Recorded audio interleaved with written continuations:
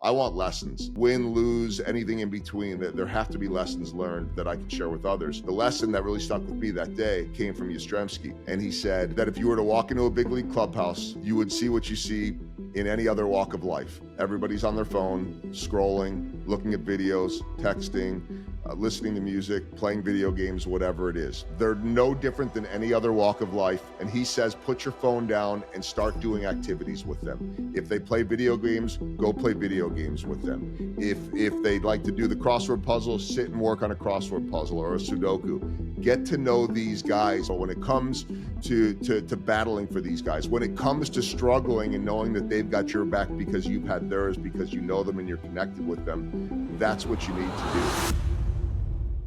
I was reading or watching something about how you had always wanted to be in media. Now, maybe it was just TV as a kid, but how cool is it to accomplish what you dreamed of as a child to now, and how expansive media has become to have all these other options? Yeah, I mean, one of the things, Scott, and thanks for having me, is that I tell people all the time, and I speak on this a lot too, is how many people really knew that they would be where they're at today?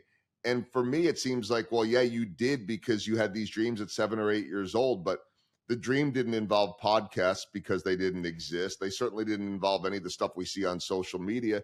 And even for my job, hosting pre and post game shows, more than 300 per summer, those didn't really exist when we were growing up, except for on maybe a big national level with a Bob Costas and on and on. So nothing ever looks the same as it is. I think for me, it's important just to remember maybe once a day to just pinch myself a little bit when I'm walking into a stadium, because it is a normal thing for me to walk into the stadium. It is a normal thing for me to walk onto the field and down the tunnel and sometimes just look up and say, man, I'm at Fenway Park, or feel the grass underneath my feet. I know that sounds kind of hokey, but it's like, I don't want to lose this, the thought that I did accomplish this dream and still accomplishing it too. Yeah, it's such a great point. When I was a kid, my uncle owned a television production company. He started it from scratch. I mean, he had I was there when he delivered the phones, the first phone hookup, the first video. And so I got really comfortable doing things on video because I would watch people have these panic moments. And I remember thinking, it's not hard. It's just something that you just have to be yourself. If you're yourself in the camera, then you don't have to change anything. And I never realized how powerful and valuable those lessons as an 8-year-old kid, because I was about 8 when he started, would be as I became an adult, to where podcasting or videos or any of that type of stuff, there's a comfort level that so many people don't have. And it's so nice to the listener and the watcher. When I watch someone like you be authentic and be exactly who you are when you're interviewing someone, it makes me feel comfortable. It gives me a sense of it's not a show, it's not entertainment, it's real. And I think that's what people love about it. You know what's interesting about that too, and I don't know, maybe it changes by market. I always say, because I'm in a smaller market in the Midwest, at least in terms of Major League Baseball, that there's less. I wouldn't say that it's less pressure, but I feel like you get to the big cities and the the coasts, but like in New York and LA, that type of stuff, even in Chicago, that everything first and foremost is based on the ratings and the numbers. I mean, it's big business, and that you don't always have the chance to be authentic, to be real. That's not just a Midwest, flyover states, Kansas City type of thing. That might be true in certain parts of the East Coast as well. It might be, I would think, more true, say, in a Baltimore than it would in a New York, just based on my experiences being there. But I feel like I've been really fortunate, and it took me a while to learn this too, to not have to be a specific exact way with and I'm a high energy person, but I don't need to be yelling and screaming. I don't need to be pounding my chest, that I could just be me. And I've been lucky enough that's been enough, or that's been accepted here by whoever makes these decisions, and the team and the community, where to me, it's the ultimate compliment if someone comes up and then they meet me and they say, well, you're the same face to face as you are on camera, as you are on TV. I want everything I'm doing. That includes this conversation with you too, even though you're running the show on this one. I want everything to feel like someone is jumping in on a conversation with a couple people at the bar or the coffee shop, and be able to include them and feel like they're part of it. So that to me is how I've always been wired. it took me a long time to get to the point to be comfortable in doing just that. Yeah, that's great. It's interesting. I was reading through your book, Small Ball Big Dreams, that I have a copy of here. And you know, I'm a soccer player. I grew up playing soccer. I didn't go anywhere with it, but I always envisioned that. I have a son who plays Division 1 soccer now, and then a younger son who plays for DC United's academy. So he's Wow. in the he's a youth going through that opportunity. So I've got the athlete bug and we love it. But growing up, I had a hero that was a baseball player, and it was Will Clark. And you have a Will Oh. Clark story inside of your book. My dad was a Giants fan. He grew up with I guess McCovey and Mays, and Mm. those were his heroes. And so we would he would get the afternoon paper in Virginia so that we could see the stats of the Giants games from the night before, because they were late games. So if you got the morning paper, you couldn't see the statistics, and he's a stat guy. So I grew up with him talking constantly about Will having the sweetest swing in baseball, Mhm. and loving Matt Williams and Will Clark and that iteration of the Giants teams pre Barry Bonds, who was also amazing. But it was kind of a cool thing, and you had a cool Will Clark story in your book. Yeah, and I'll backtrack a little bit. I don't remember exactly how I phrased it all, but I know the crux of the story, of course. And I remember I was working in St. Louis. I worked in St. Louis from '98. Actually, my first day in St. Louis was the day after McGuire hit his 70th home run, so I missed that by a day. But so '98, so the '99 through '07 seasons, and I think it was 2000 that they brought Will Clark over because McGuire had gotten hurt, and you know, Clark's sort of at the end of his career. I'm at that point, I'm still in my 20s, so I'm you know, I'm the guy that did not get comfortable in his own shoes around superstar athletes until probably 7 or 8 years later. After that, it wasn't natural to me, and now it's completely normal to be around Aaron Judge or Mike Trout or you know whoever, name the star, and they're just people to me. But it wasn't always that way, and so I remember when the Cardinals got Will Clark, just having these nerves of how am I going to deal with this guy, because he seems like he's brash and he's difficult, you know, and opinionated, and he's going to eat me up alive. And I ended up thinking he was just amazing. He was such a great guy. And I don't know that this was in the book. I'll get to where you were going, Oh, you but I can go remember anywhere that you want. I don't care okay, about yeah, which no, story you I know share. you and I, Just the Will Clark story is yeah, great. you and I are both like that. But I was interviewing him live. I think I worked for local news at that point, and the Cardinals had just beat the Braves in a playoff series and in Atlanta, and the champagne's flying, and so I'm just bringing in guests live onto the news, and he comes in and he's double fisting. He's got I mean, guys either have a champagne bottle or a can of beer, but not both. But he is double fisting a beer and a bottle of Jack, and just proudly wearing it on live TV. I'm like, man, this guy is pretty cool. But the story in the book is, and it related to setting up another story, which I don't need to get into, was that my longtime broadcast colleague, Ryan Lefevre, who's our play-by-play guy, so I've been with him for 18 years in Kansas City. He's the son of former big league manager and big league ball player Jim Lefevre. And so he got to sit around and see all the coolest stuff. Well, one year his dad was the manager in AAA, and I think it was Phoenix, which was at the time the affiliate of the San Francisco Yeah. Giants. And Will Clark is on a rehab assignment. He had been hurt, so he's going to go back and fine tune some things in the minors before coming back. This is the day and age, you remember it, Scott, where newspapers were a big thing. Specifically, uh, USA Today had the most robust sports section. Yep. And so if you wanted your sports, it's not like today where the notification pops up on your phone, right? Hey, kids, it's not the let's look for it online, which they don't even do, by the way, anymore. They just get the notification and open the link, and that's it. If you wanted the robust sports section, you needed to read the USA Today. It was available in every major league clubhouse, but it was not available in this minor league clubhouse. And so Will Clark says to Ryan Lefevre, who's there for the summer, hanging out, working in the clubhouse with his dad, hey, kid, tosses him his car keys, go run and fetch me a USA Today sports section. Just drive down the street. Here's some extra money. Get yourself something to eat. And Ryan says, but do you know I'm not even 16 yet? I can't drive. And to which Will Clark, with some, expletive laden, whatever he says to this young teenage kid, goes, I didn't ask you how old you were. I asked you to go get me a USA Today. So I don't even think he told him to go get him an extra something to eat. He just gave him some extra money. Ryan went and got that, then worked his way to the Taco Bell drive-through to be able to use some of the extra money to take care of himself. And he got back, and all was said and done. So we retold that story to Will Clark a couple of years ago. And he thought it was just the funniest thing ever, because he was, we saw him on the field in San Francisco, and he did not doubt. He didn't remember it, but he had no doubt that it happened. I think it's a great story. Yeah. It's funny because when I got your book, I literally was flipping through it and just stopped on a page, and it was Will Clark. Meant to be. And it was super cool. And Yeah. I used to send baseball cards as a kid you could send them to the clubhouse, and they would, or the address that had Beckett's had them listed in the baseball card pricing magazine, and I would send them. And Matt Williams was the only guy that ever returned it. And so Wow. then I sent one to Matt Williams, and I was like, you're sitting right next to Will. Just have Will sign it and send it back. And it didn't work. But I remember. No, that'll never work.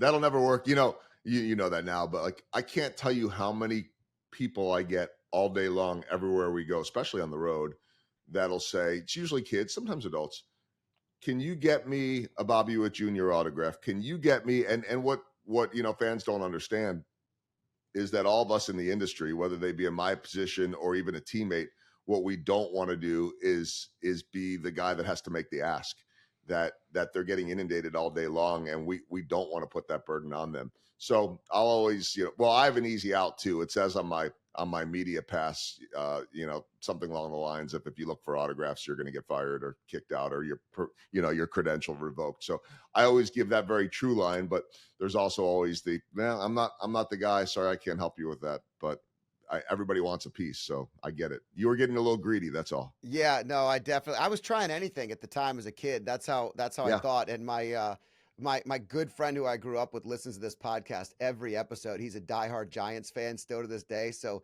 he's gonna love your Will Clark story. And so it's definitely fun to talk through some of these things that maybe happen every day to you, or things that you recognize, or stories that you gain that maybe other people don't see, that side of the players or that side of the locker room.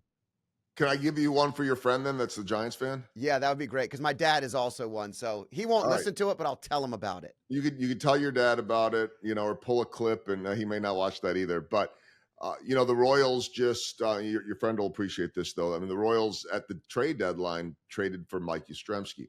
I'm fascinated by the trade deadline, because just living in this world, I mean, put yourself in those athletes' shoes. And yes, the money, all that stuff is great. The pressure, we can even kind of understand that they must be under a lot of pressure.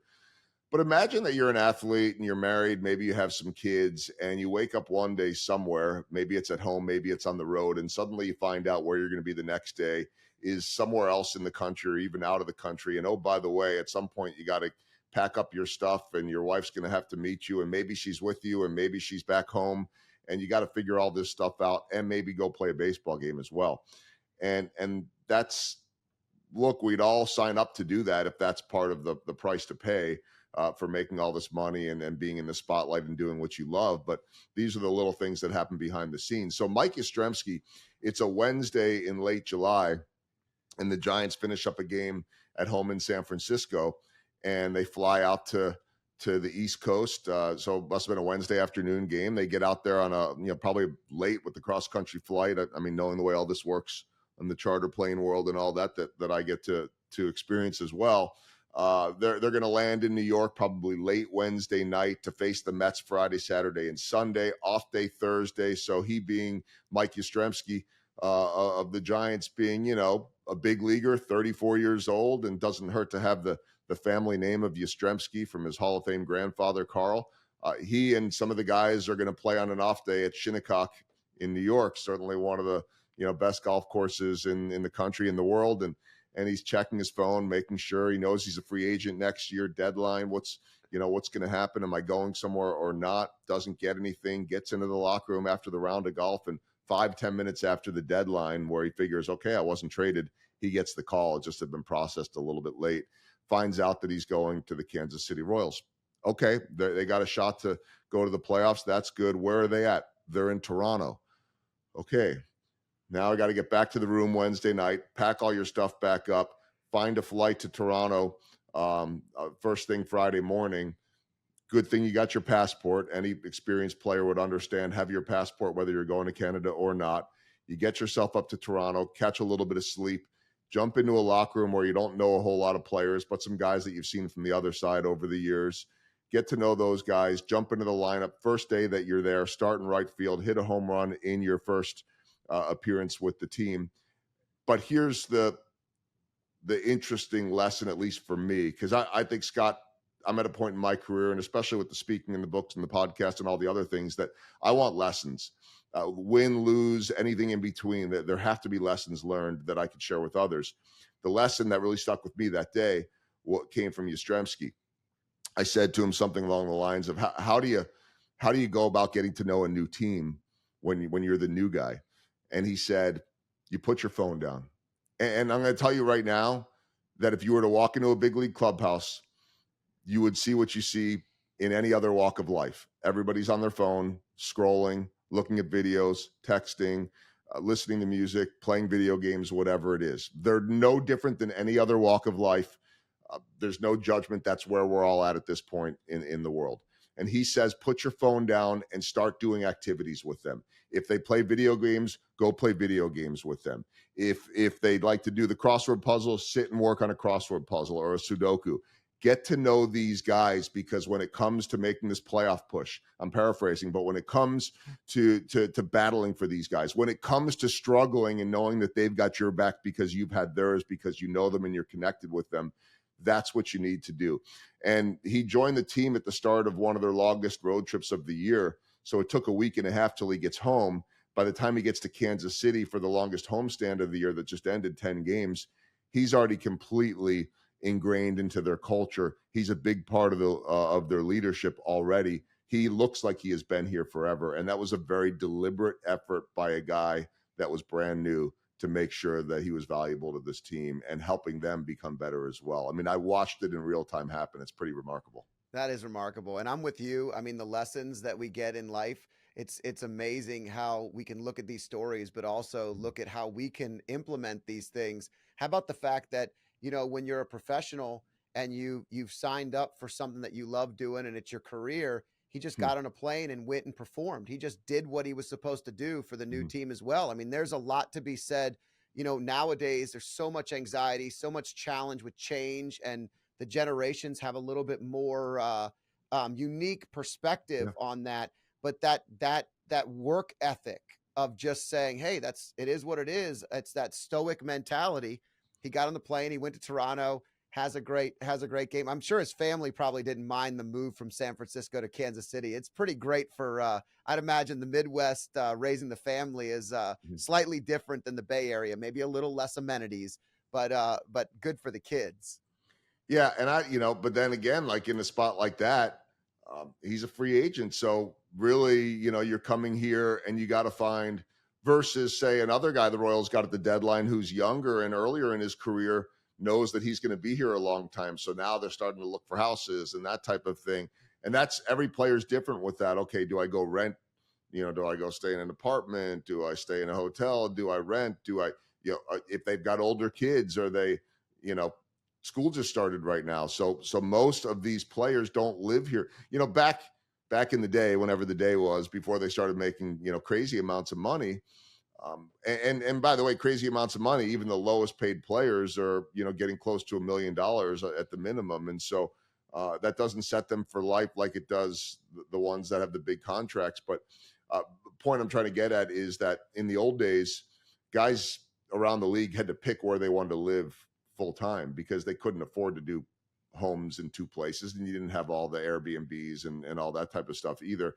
So they might rent and then go back home, but they weren't going to have homes in both places. Nowadays, guys can afford to do whatever they want and have multiple places and all of that. So it is a different world for the guys, but they still have to answer the question, okay, if I've got kids that are kindergarten and up, when does school start? And do we want to be here full time in Kansas City? They probably don't, because they're from the coast or they're from the Dominican or whatever it is.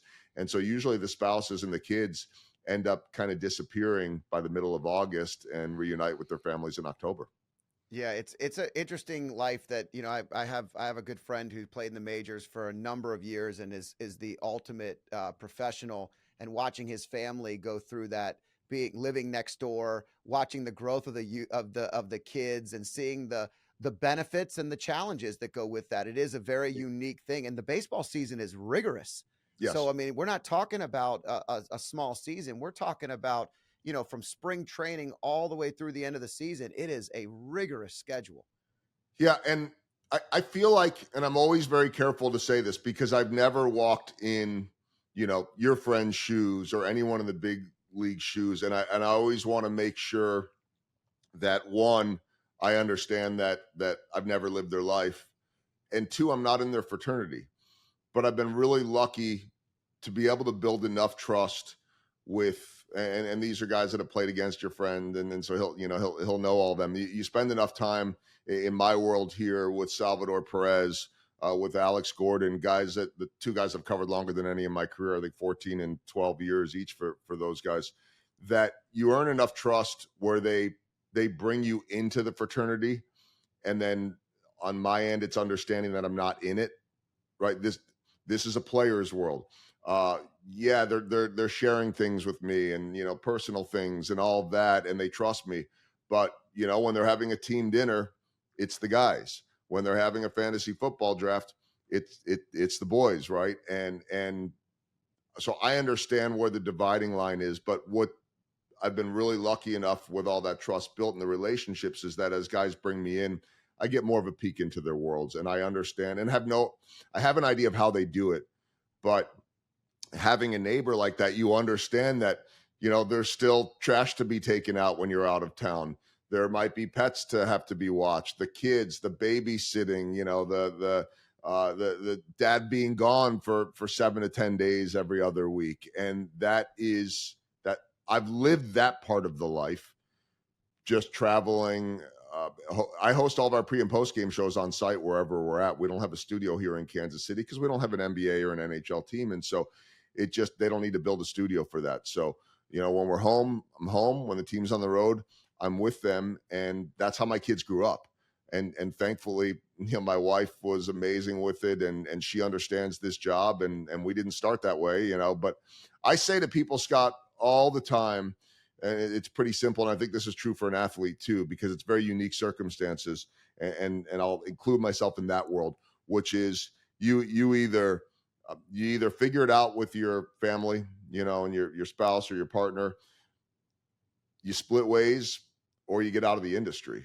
Those are really the only three options, and I'm not saying that there's a right or a wrong option. I'm lucky enough that as a family we figured it out, and I'm still here. Yeah, I think there's a couple of really important parts there, and I think, we call this the high performance life, Mhm. and I talk a lot about the four parts of life: love, the who's, impact, what you do beyond your day job, faith, something bigger than yourself, getting your ego out of the way, and how we show up. A lot of that is that life is constantly imbalanced. And if you're a high performer, and we're talking professional baseball, these are the highest performers of their trade, of what they do. They're the best in the world at it.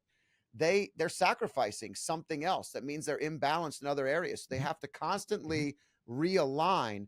But self-awareness is what we've got to focus on. And marrying the right person, boy, the power, when you talk about small actions to build a big dream, let's talk about the fact that when you connect and you're blessed enough to find the right person from the beginning to stand by your side and to build that family with, it's a great blessing. My wife is definitely a great part of any success that I've ever had, because of the fact that we need each other. She balances me. She pulls me back to where I'm grounded at times. When high performers, people that are doing a lot, tend to create more and more and more. And sometimes it's good to have that home base. Yeah, and sometimes those amazing partners are like, can you stop doing more and more and more, because but they understand, thankfully, I think your wife, my wife, that this is how we're wired. Yeah, you we're, can't we're change us.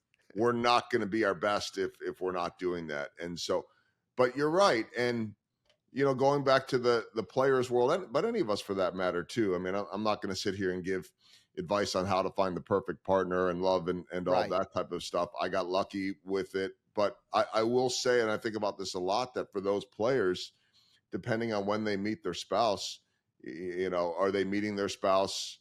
I always feel good about the guys that maybe met their spouse in college, maybe before they were big time, or in high school. And not that that can't happen at any stage, but my greater point is that these guys, whether it be a love interest or just family, friends, investors, they are getting pulled in so many directions because everybody wants a piece of them because they're famous.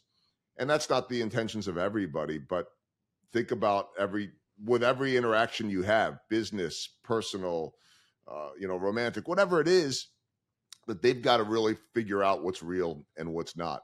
And I'm so amazed at some of these ball players.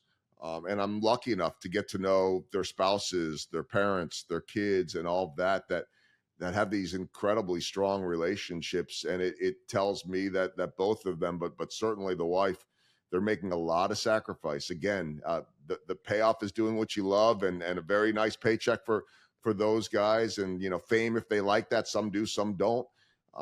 And to get to play a kid's game for a living and be rewarded for it, but it comes with a lot of sacrifice, both emotional and physical. And again, I'm not in the fraternity, but I see it every single day, and so there's a ton of sacrifice in every single way. Yeah, it's amazing. You talk about having the ability to go into Fenway Park. One of my correlations to the story we're telling is that my cousin gets married. He's in his early 20s. I'm still in my 20s. I'm his best man. We're doing the rehearsal dinner. I'm like, I got to get to Fenway. I've been before, but I've got to get to Fenway. And I'm talking in the rehearsal, like we're in the church rehearsing, and one of the guys goes, "Hey, I'm dating the nanny for one of the players, the pitchers of the Red Sox. I can get you 2 tickets." And so I was like, "Well, my brother's here, so my brother and I are going to have to go to these work because they're right behind home plate in the family section at Fenway, which is literally like a cathedral. I mean, it's you It walk is. in. Yep. I just feel like it's this holy place of sports, and so my wife and the maid of honor end up going and sitting in right field, and they're playing the Twins. It's the Red Sox and the Twins, and so it was such a great experience. But sitting with the families, all the kids sitting around, like right behind home plate, hearing the crack of the bat, like I'm a baseball fan. I don't live and breathe it, but I definitely love the respect of the game. And when you get to grow up and then go back and look at how you got where you are, Mhm. and you're walking into a field like Fenway and you're stepping up to bat, that's got to be an amazing feeling. Even announcing there, even interviewing, standing on the field, it's got to feel very special. And fraternity or no fraternity, you're still a part of the sport that makes it successful. And I think that's a really cool thing.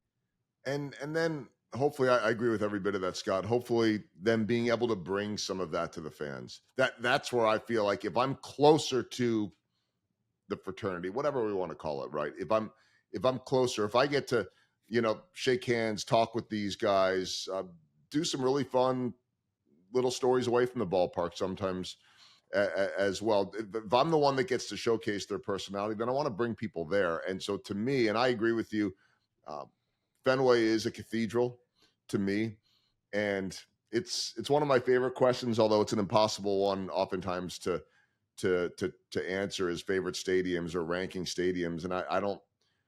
All I know is Fenway is my favorite, and I also always say one because it keeps me out of trouble. But I think that this makes sense to people. I always say, well, let's rate the 29, not Kauffman Stadium, because that's my home. But it's like trying to judge your home or compare your own home to somebody else's. It's yours versus all the rest. So I say, okay, I've got one and then the other 29. And for me, Fenway, even more than Wrigley, I don't know that I can totally explain it. Other than I always say, Fenway opened, I believe Fenway opened the week that the Titanic sank. Wow. I almost just said something which was not meant to be a pun intended, but now that I thought about it, I guess the pun is intended. Let that sink in. Yeah. Couldn't help it. But think about that. Like, I mean, that's a historical event that we've all heard about, seen the movie, whatever. Just take yourself back to Fenway Park opening that week. And the fact that it still looks very much the same in a different world. They've done a great job with the amenities and building off of it. But the aura, I think, I'm assuming, is the same that it felt well over 100 years ago.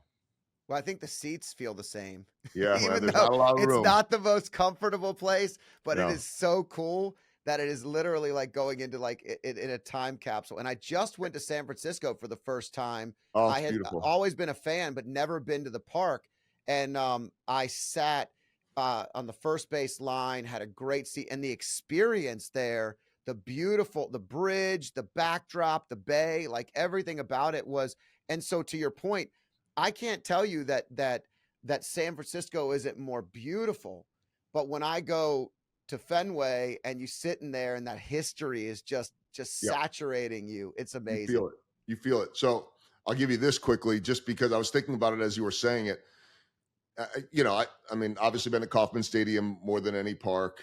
And then actually at this point, because Busch Stadium opened in '06, I left after '07. So, and we play them every year, but they're in the other league. So I would actually argue that I've probably spent more time than at the White Sox Stadium, which is not great, Cleveland Stadium, which is good, Detroit Stadium, I think is excellent, and then Minnesota's, which is newer. And I love Minnesota Stadium, Target Field. I think it's one of the best in baseball. But I've Yeah. spent more time at all of those than say Fenway. But I think I have more memories at Fenway than any place but Kauffman Stadium. And the reason is they're really unique memories. I don't oftentimes remember what happened in a game 2 days ago. I've got to look it up because it all blends together for me. I don't have that kind of memory. But in my career at Fenway Park, my first ever game at Fenway was, I was working in St. Louis at that point, is game one of the 2006, or pardon me, 2004 World Series. That's when they broke the curse of the Bambino. So sweep of the Cardinals, cold, wet, rainy, but that was all the Johnny Damons and Big Poppy, and there was just a feeling there beyond what we talked about. I mean, like this electric, we're going to finally watch history, and it had happened, although they won in St. Louis to clinch it. So there's one. A couple years later, or 4 years later, my first year in Kansas City, 2008, I watched John Lester throw a no-hitter. It's the only no-hitter I've seen in my life. Terrible, by the way, to cover a no-hitter when it's against your team because nobody has anything good to say.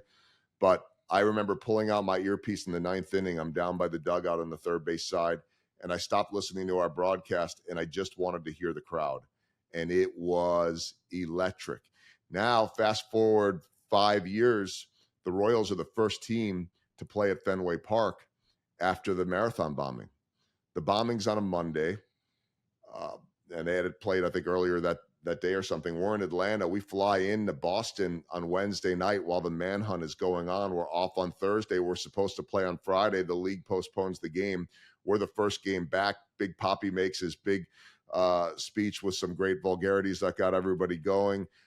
Neil Diamond is singing live. There's a big American flag draped across the Green Monster. So those are three memories that'll always stick with me. I've interviewed some celebrities there. Jeff Foxworthy used to be really close with the Royals manager.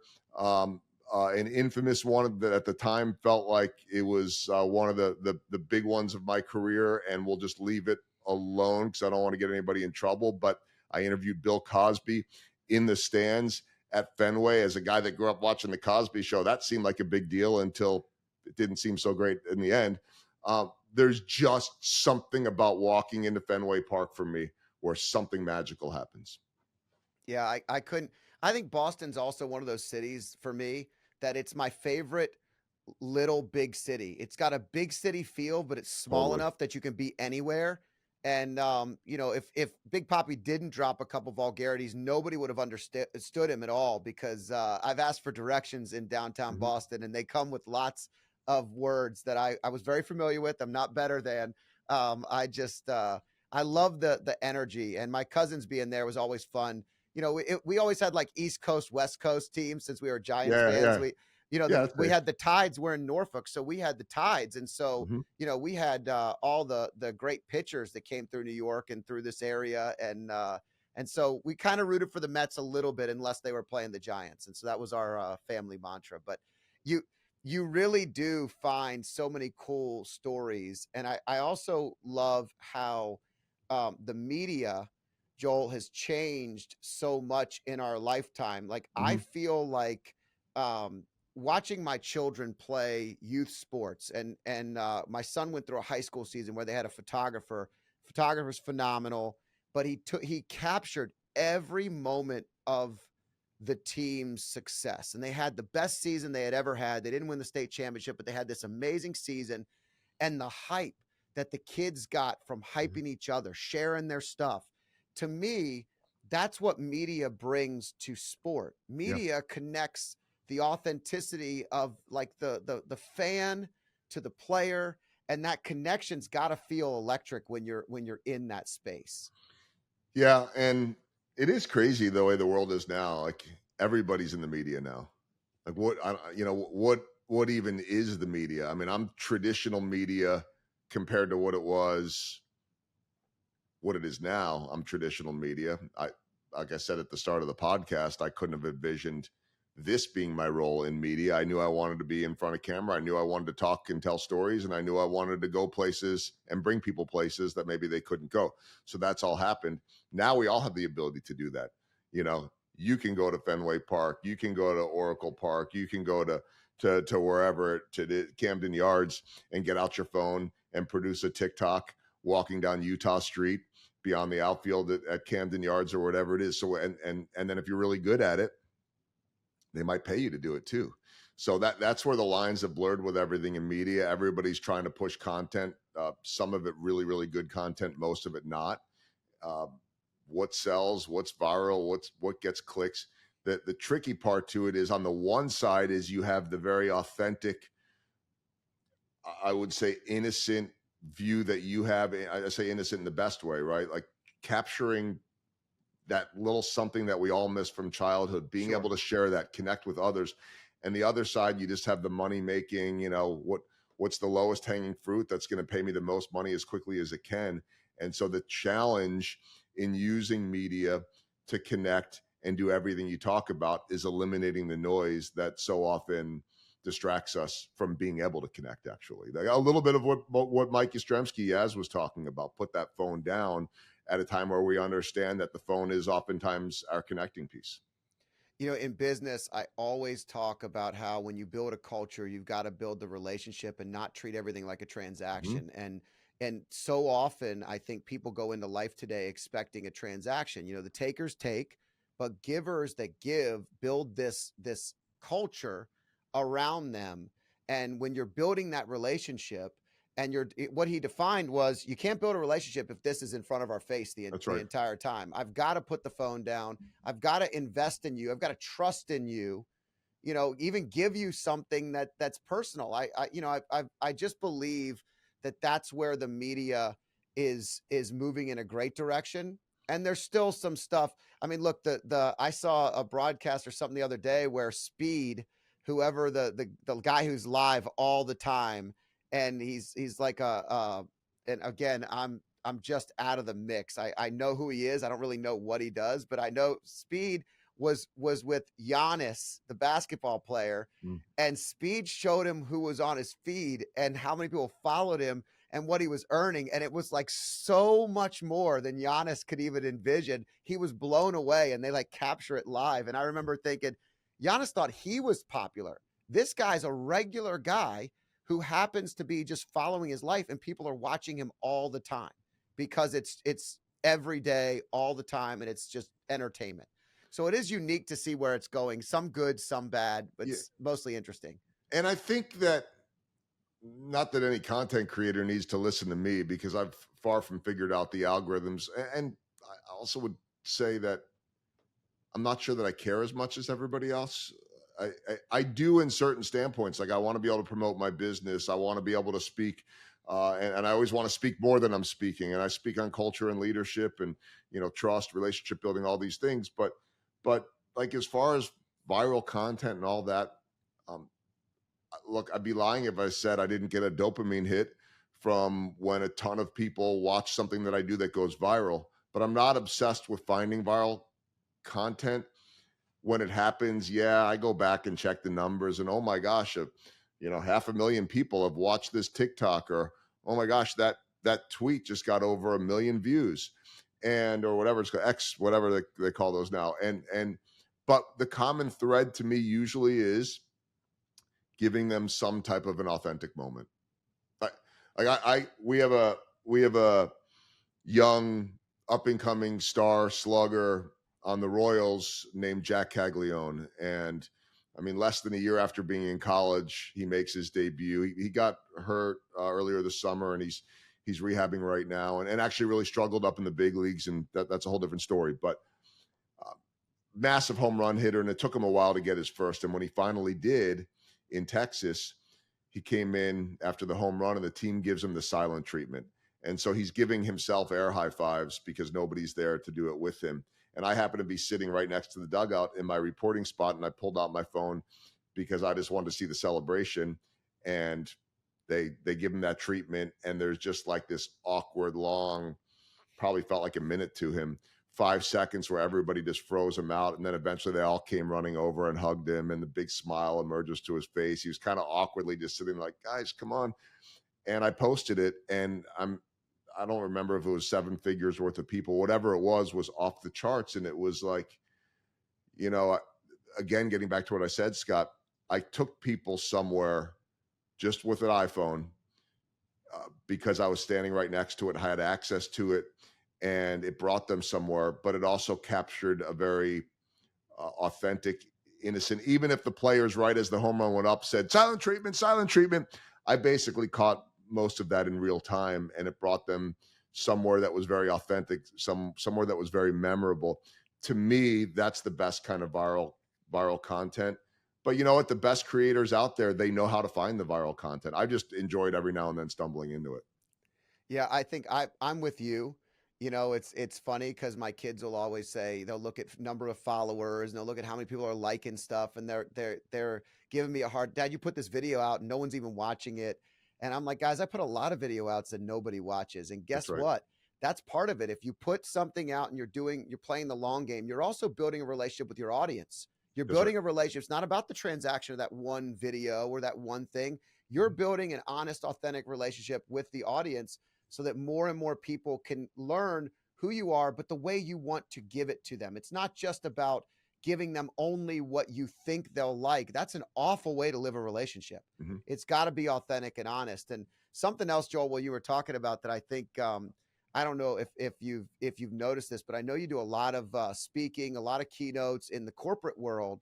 What I find so interesting about sports, especially for men, is that there is this fraternity, as we've called it. There's this brotherhood that all through generations, men have always had like their time away. You during the 40s, 50s, 60s, even into the 70s, you had the Lions clubs, the Moose clubs, all these like male, like separate brotherhood type things.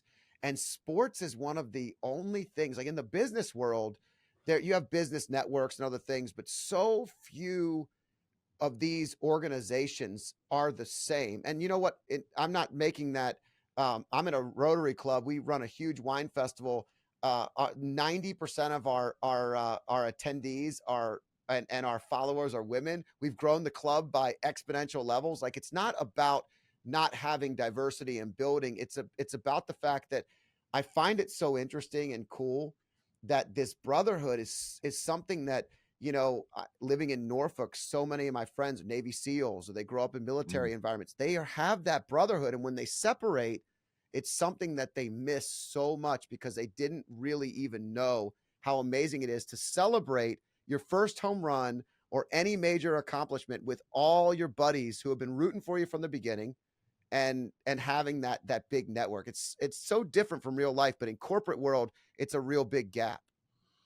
Yeah, and an isolating one, right? I mean, I think that's the biggest challenge, and that's how many people can truly relate to being in the CEO's chair or the CFO's chair, and where do they find that that camaraderie from too? And that's a whole different thing. But I think that's that's where the athletes turned entrepreneurs or turned leaders. There are, so many of them, that make a ton of money just never do anything again. Maybe they go and disappear and coach their kids, but most of them are wired in a way that, they like the challenge, they like the competition. And so the challenge becomes, how do I transition from that, which they'll never replace. They'll never replace the camaraderie that comes in a clubhouse. They'll never replace the shenanigans, the good, the bad, everything in between. There's just nothing like it in life. But the really good ones,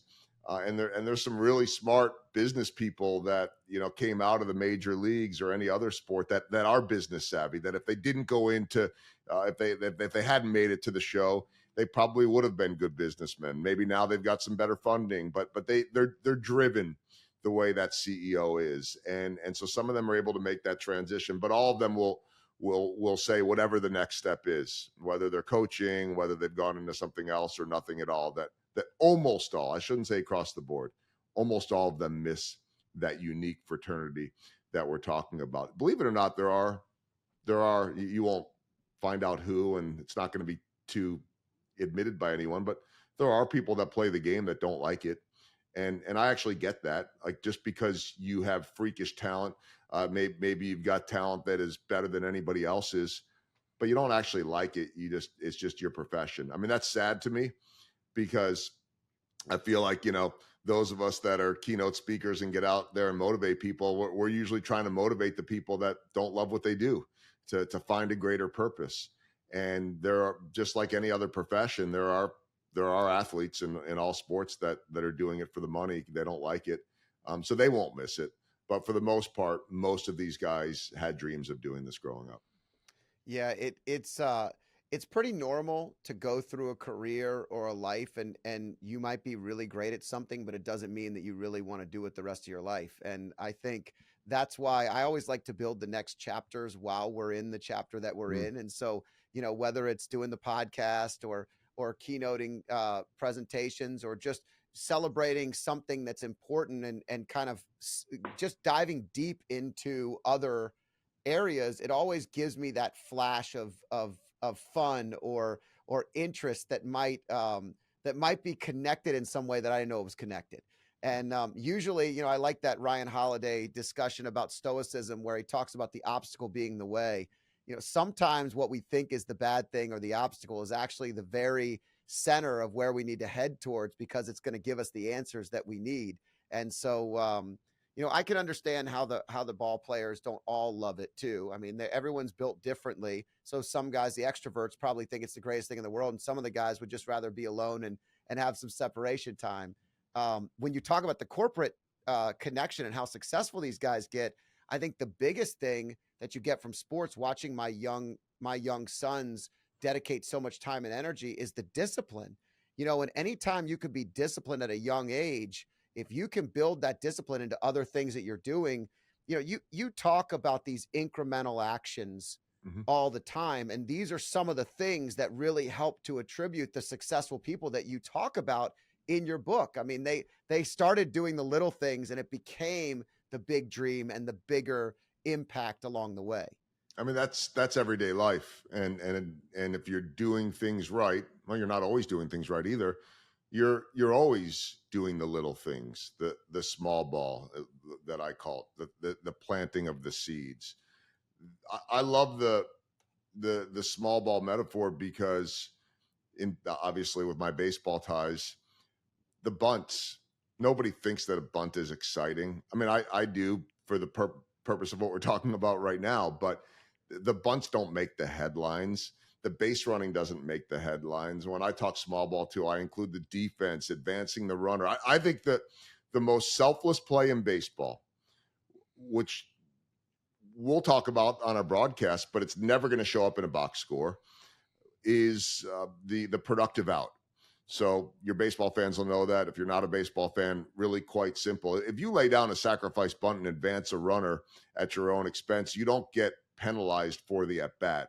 You don't get credit for an at bat, but the out does not diminish your numbers. But if you make a productive out, meaning this, let's say that there is a runner on second base, there was a leadoff double, and you come up to the plate and you're not going to drop down a bunt. Maybe you're not a great bunter, but you're going to intentionally try to ground out or just hit a ball to the right side, understanding that as long as you put the ball on the ground, if it gets through, it's a hit. But if it's a productive out, that runner's going to third, which now sets up the next batter to hit a sacrifice fly, and he's that much closer to home. You do get penalized. Your batting average goes down. And sitting next to the dugout, as I do so many games in so many locations around the country, when that guy makes that productive out, he gets a hero's welcome in that dugout like he just hit a home run, the high fives and the pats on the back. That's small ball to me at its greatest. It's something that does not show up in the box score. It's something that does not show up on the sales sheet. It's not something that ends up in a bio or anything like that, but you're doing something to help advance your cause, your team's cause, your purpose, and you don't get a lot of credit for it publicly. But if you care about your culture within your organization, you're celebrating those moments. That's what happens in the dugout. Those are the little things within a company's culture that end up making you better. Yeah, if you could, I mean, what a great point, and so true. And if you could hear some of the conversations I have with my boys as they go through their sports lives and talking about leadership. My youngest son just finished Inner Excellence. And I think it's Jim Murphy who played professional baseball as well. And I may have that wrong, but we'll put it right in the show notes so I can look like I had it right. But the bottom line is he's having conversations with me at 16 that, I'm reading that book at 47. Phenomenal book. We're talking ego versus mastery and what are the differences. And we're having those references when we're talking about wanting something that's not being attained. I'm like, okay, well, let's look at it through the eyes of the book. Is it ego or is it mastery? Is there something you could do differently that you can control your own destiny? Or is there something that you just want because you think you deserve it? Like, what are we talking about? And I just think that the lessons in sports from being a team player, everything you talk about is so important. Joel, how do people get a hold of you? Where do they find you? Because you definitely are delivering unbelievable speeches across the country. You have unbelievable stories that everyone can relate to, and you have them in all these cities that you've traveled around the country, even out of the U.S. here, because we know what is it? Montreal and Toronto are the only Toronto. two. No, just Toronto. Toronto. I wish they still had it in Montreal, and there's always been talk about them getting it back. I don't think they will, but yeah, Toronto. So I was thinking soccer. We still have Montreal. So yep, okay, yeah, I got it. How do they find you? How do people follow you? What is the best way to get in touch with Joel Goldberg? I think the one-stop shop, so we don't list off 7 different social media things and all that stuff. JoelGoldbergMedia.com, and so within there, you've got the speaking, you've got a lot of blogs like with little topics of things that we talked about today and all the podcasts. And so podcast is rounding the bases. The books are out, all that. I'm not going to sit here and be a NASCAR salesman. If you want to, that's fine. But the easiest way to get me, whether you want to have a conversation about the speaking or whatever it is JoelGoldbergMedia.com. That sounds great. Well, it's been an honor and a privilege to have the stories. My father and my best friend, thank you for the Giants specific stories. Yeah, I'm glad to do it. Thanks so much for sharing with us today, Joel. All right. Appreciate it, Scott. Thanks for having me. I hope you enjoyed this podcast. If you liked it, there's more where this one came from. Click here and enjoy some more.